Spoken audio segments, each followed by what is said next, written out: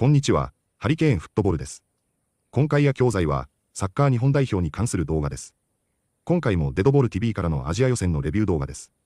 グループ C を圧倒的な強さでトップ通過した日本ですが、日本に高い期待しているジャックは、全く満足していないようです。この程度で喜んでいたら、期待が低すぎると良い。特にサウジアラビア戦とオーストラリア戦での不甲斐なさに、がっかりしています。いつも批判覚悟で強く批判しているジャックが、実際どのように話しているのか、チェックしてみましょう。Welcome back to the channel, guys. We're talking AFC qualifiers. Once again, this is the final part 3 of 3, recapping group by group everything that happened in the June 2025 window. If you guys have not already seen groups A and B, they're out on the channel now, so make sure you check those out. I want to let you guys know as well that I'll be dropping a AFC round 3 combined best 11 and maybe a couple other videos recapping round 3. I don't know. You're just going to have to subscribe so you don't miss whatever I decide to release on the channel, as well as, of course, content covering Round 4, Round 5, and the Intercontinental Playoff, and the friendlies leading up to the World Cup, and then the World Cup, and then boom, we're all right back to the 2030 World Cup qualifying cycle, so it's never really going to end here on Deadball TV is kind of what I'm saying, so you might as well stick around. Drop a like on the video if you could, and let me know your guys' biggest takeaway from the Group C teams in the June window down below in the comments. Let's go ahead and start with Japan. Why don't we start with the guys who actually won the group? First place, 23 points, 7 wins, 2 draws, 1 loss. Now, they lost to Australia in matchday 9 for the first time in over a decade, and then followed that up with a 6-0 destruction of Indonesia, and it truly was a dismantling. I think that's the best way to describe this match. 22 shots for Japan, 0 for Indonesia. 10 shots on target for Japan, 10 big chances created. That is the record for the most big chances in a single game in all Asian qualifiers from round 3. All of them. The previous record, do you guys think you can guess it? Go ahead, take a second. I'll give you about one more second. Okay, boom. Previous record was 7, and that was when Japan beat Bahrain 5-0 in matchday 2. So Japan have, I believe they have 4 of the 5 games with the most big chances created. China's also another one in the first Indonesia game as well as in the top 5. But whenever you're conceding 10 big chances, that's diabolically bad for Indonesia. And it's diabolically good for Japan. It's exceptionally good for Japan. You guys know what I'm trying to say here. 5 different goal scorers in this game, including Kamado, who's got a brace. Even Mao Hasoya scores in the 80th minute. And if Mao Hasoya is scoring against you, you had a bad day. I'll just put it like that. Absolutely total destruction of Indonesia at the hands of Japan. Now, the window overall, this is where I really want to steer most of this conversation for this Group C video specifically. I feel like I didn't have enough round 3 overall dialogue in my Group A and Group B, so I'm really going to focus on that a lot for Group C here. The window or the round overall, round 3 overall for Japan, this is very debatable depending on how you want to look at it and depending on what's valuable to you, right? A couple things here. 30 goals scored, the most of any team in round 3. Second most was South Korea with 20 goals scored. So Japan have a plus 10 on the second most prolific offense in round 3. Pretty good. Look at the goals conceded. 3 goals allowed for Japan, the fewest of any team. It might be the record for fewest goals ever. I need to double check that. I feel like Iran got 2 or 3 in one cycle a couple cycles ago. So that was the fewest of any team in 2026. Second fewest was Australia and Uzbekistan, who both had 7 goals conceded. The GD plus 27 for Japan. Plus 27 GD in 10 games? That's ridiculous. The second best GD was South Korea again on plus 13. Sounds great, right? I mean, those numbers are amazing.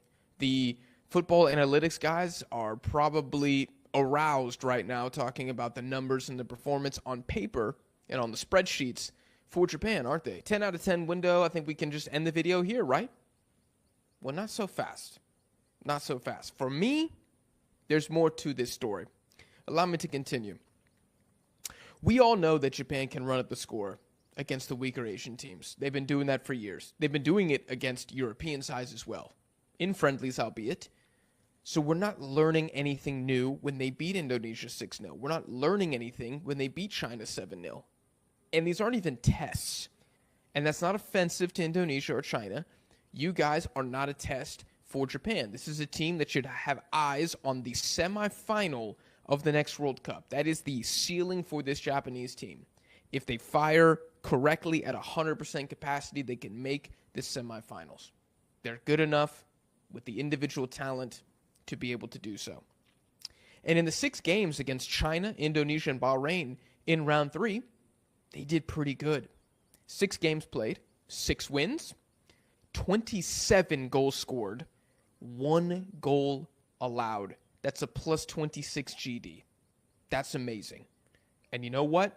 If we want to hang that in the JFA Museum, which I have visited, by the way, it's fantastic. If you're ever in Japan and you're a soccer fan or a footy fan, please go to the museum. I was in there for 3 hours, just completely nerding out. If you want to hang that record against Bahrain, China, and Indonesia in the JFA Museum, do it. I got no problem with that. But what about the performance against the only teams that were ever going to test Japan in this group? Saudi Arabia and Australia. How did they do in those games? Well, there were 4 games played, 1 win, 3 goals scored, 1 goal allowed, plus 2 GD. So we went from plus 27 for the bad teams in Group C to plus 2 against Australia and Saudi Arabia. On Australia, that changes managers halfway through the cycle. Sorry, near the beginning of the cycle. A Saudi Arabia that changes managers. Probably the most dysfunctional Saudi Arabia we've seen in a while. On Australia that has a different starting 11 for the first 6 games of qualifying. And then it started to even out a little bit, but it was still a carousel, even up until match day 10. And you score 3 goals and have 1 win in 4 games against those opponents. To me, that is not just a failure. It's a huge failure. It's almost embarrassing, I would say, for Japan. Because again, nobody cares what you do against the B, C, D, F tier Asian teams. Nobody cares. It's what can you do against the big boys, because this is who you're going to see at the World Cup, and especially in the knockouts at the World Cup. You might get one opponent equivalent to Bahrain in the group stage. You might.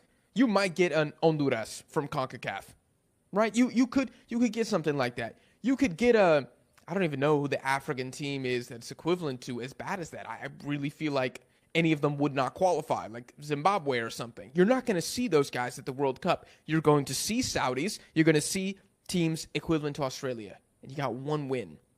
That's, again, just a huge failure, I have to say. So for me, round 3 for Japan, I'm going to give them a B-. I'm going to give them a B-, 6.5 out of 10, maybe 7 out of 10 is the absolute highest I can go. No, I can't even go 7 out of 10. You have to get 2 wins against these opponents for me to go 7 out of 10. It's a 6 or a 6.5 from Japan. And I know that sounds harsh, but hey, guess what, man? Great power comes great responsibility, just like Uncle Ben told Peter Parker in Spider-Man 1. And he was right. If you want to be Spider-Man, I'm going to judge you like Spider-Man. I'm not going to judge you like some, random unnamed bank robber that, is in like the opening scene of a movie. No, if you want to be the main character, with Japan, I believe you want to be the main character of Asian football. You're going to be judged like the main character. You better have the best writing. You better have the best plot development. You better have the best performances. And against the creme de la creme of this group, which wasn't very creamy, was it? You got 1 win. So I think for Moriyasu, there are huge question marks here still.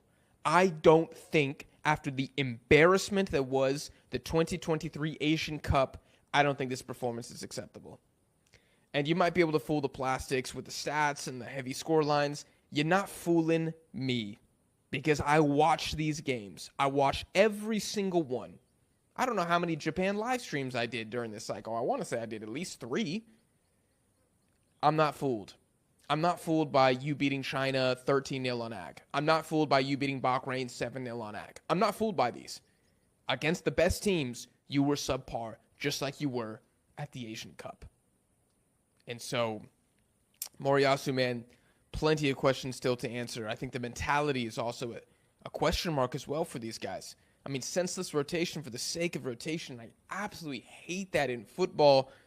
You got to get 2 wins from these games. This, not enough. And I think if you're a Japanese fan and you're satisfied with this, I think your expectations are too low. Now, I'm not angry. I'm not furious about this, but I'm also not ecstatic. I'm just like, that could have been better. You could have been the best historical team in the history of Asian qualifying and literally broken every single record. I talked about this months ago. You could have set the record for points, goals scored, GD, wins. You could have been like, remember Japan in the 2026 qualification? That's the best Asian team that's ever existed. You could have been that. And I feel like you were far from it. So again, not terrible from Japan. You were always going to qualify. You were always going to win the group. That's why these are not achievements to me, and I'm sorry. 次は解説です。デッドボール TV のジャックはいつも少しドラマティックな表現をしたり、面白い表現を使ったりするところも好きですが、今回もいくつか面白い表現もありましたので、本日の解説をチェックしてみましょう。And it truly was a dismantling. デズマントルは何かをバラバラにする、解体するという意味の動詞です。エンジンや家具など目に見えるものを分解することにも使われますが、組織、制度、法律、またはスポーツの試合などにおける圧倒するや粉砕するという意味でもよく使われます。ややフォーマルな響きを持ちつつ、ニュースやビジネスでも頻繁に使われる便利な単語です。And it truly was a dismantling. And it truly was a dismantling. That's diabolically bad for Indonesia. ダイアボティカリーは極端に悪いや恐ろしくひどいといった意味で使われる副詞です。もともとは悪魔のようにという意味から来ていますが、日常会話ではものすごく悪い状態や最低な結果に対して感情を強調するために使われ、例えばダイアボティカリーバッドはめちゃくちゃ悪いや最低という意味になります。スポーツの試合、計画の失敗、人の行動など、あらゆるシーンでインパクトのある批判をしたいときにぴったりの表現です。やや誇張された表現なので、カジュアルな会話や皮肉混じりのトーンでよく使われます。That's diabolically bad for Indonesia. That's diabolically bad for Indonesia. We're probably aroused right now talking about the... アラウズは感情や興味などを呼び起こすやかき立てるといった意味を持つ動詞です。何かが誰かの心を刺激し、感情や反応を目覚めさせるというイメージです。例えば、興味を引くという場合や、怒りを引き起こすという場合に使います。似たような動詞である、アウェイクやスティミュレートと近いニュアンスですが、アラウズは、より内面的で強い反応に対して使われることが多く、時に感情的や生理的な意味も持ちます。使い方を誤ると意味が強すぎることもあるので、文脈に応じた使い分けが大切です。Are probably aroused right now talking about that. Are probably aroused right now talking about that. It's just completely nerding out. ナードアウトはオタクっぽく夢中になるや好きなことについて語りすぎるといった意味を持つカジュアルなスラングで、自分の好きな趣味や興味のあることに没頭しすぎて他人には理解されづらいほど熱く語るときに使われます。例えば、博物館でオタクモード全開だったというニュアンスで使われます。ポジティブな意味で使われることが多く、知的な情熱をユーモラスに表現する便利な言葉です。Or it's just completely nerding out. Or it's just completely nerding out. And against the creme de la creme of this group. クリームデラクリームはフランス語が語源ですが、英語でも最上級、エリート、最高峰などを表すフレーズとして広く使われています。ビジネス、教育、スポーツ、芸術など、あらゆる分野で他を圧倒するトップレベルを表現したいときに使えます。音の響きが上品なので、冗談めかしたり皮肉っぽく使われることもあります。一流中の一流という褒め言葉として覚えておくと便利です。And against the creme de la creme of this group. And against the creme de la creme of this group. Against the best teams, you were subpar. サパーは、もともとゴルフ用語で、規定打数未満、良いを意味しますが、一般会話では真逆で、基準に満たない。期待外れというネガティブな意味で使われます。例えば、サパーパーフォーマンスといえば、いまいちな出来や、不甲斐ない結果という意味になります。日常会話でもビジネスでもよく登場するので覚えておきましょう。Against the best teams, you were subpar. against the best teams, you were subpar. But I'm also not ecstatic. エクスタティックは非常に強い喜びや感動を表す形容詞で、普通のハッピーやグラッドでは表せないほどの感情の高まりを示します。文脈によっては歓喜、陶酔、舞い上がっているというようなイメージにもなります。スポーツ、音楽、就職など強いポジティブな出来事があった時に使います。否定形でもよく使われ、その場合はそこまで浮かれてはいないと冷静さを強調するニュアンスがあります。But I'm also not ecstatic. But I'm also not ecstatic. いかがでしたか？サッカー日本代表に対しての日本人の評価は、大半は良かったと評価し、グループを圧倒して予選通過したという印象でしょう。実際に予選を通過した後の3試合は、新しいメンバーも多分に試し、新しいメンバーもそれなりに成果を出して、希望さえ感じているところでしょう。しかしながら、アルゼンチン人のジャックには、手を抜いているような印象や、余裕を感じさせる戦い方が、以前からあまり気に食わないような反応でしたが、勝てるならいいけど、手を抜いた上で勝ててもいない。それはテストでもトライでもなく、真剣に戦ってアジアを圧倒し続けることこそ、日本がより強くなるために必要なことだという考え方なのでしょう。個人的には新しいメンバーやフォーメーションを、しかも公式戦の中で試すチャンスは、なかなかあるわけではないので、勝てなかったとしても、十分に有効活用すべきだと思うタイプですが、実際にサウジアラビアとオーストラリアとの対戦成績を見ると、ただ圧倒して余裕で勝ち進んだということにも、やはり疑問符がつきそうな気がします。全体として見れば圧倒的に見えるだけに、不都合な真実が見落とされるのは危険でもあるため、またより強い相手に対しても、より強い戦い方で、勝っていってほしいと思い、楽しみにしたいと思います。本日もご視聴いただきありがとうございました。またすぐにお会いしましょう。